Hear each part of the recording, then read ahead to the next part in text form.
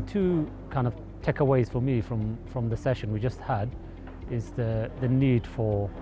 reform or establishment of a new regional peace and security architecture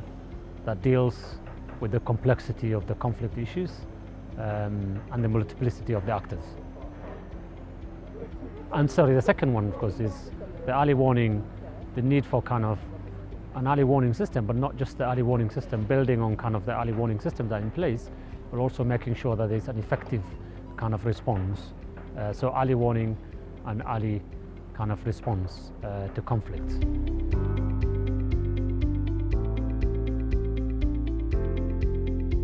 I think one, of course, is linked to my earlier point about the peace and security architecture, and kind of, building consensus, making sure that there is an architecture that kind of deals with the reality and the complexity of the conflict in the region. So that's a critical kind of takeaway for me from that session. And the second thing, of course, is centrality of communities in border conflict, because at the end of the day, they're humans, they're communities, they've got their livelihood needs, security needs, and not just focusing on the states and the state institutions. So making sure that the communities and the state institutions that are close to the communities and to the border areas are at the center of kind of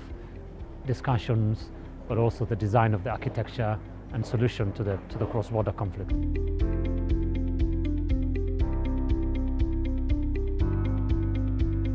The key to kind of understanding and responding to stability in the region is one, investing, of course, in kind of analysis and research, as this project is doing, but also making sure that the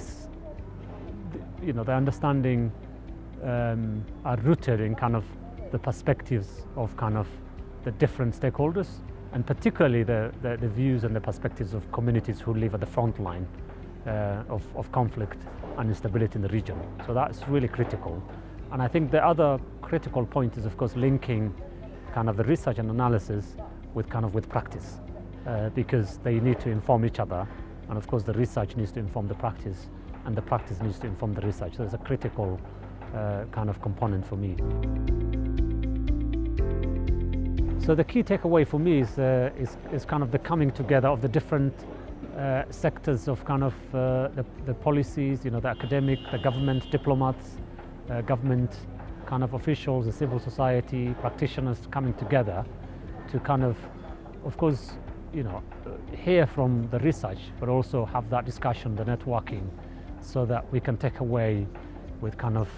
new ideas and better ways of responding to conflict in the region.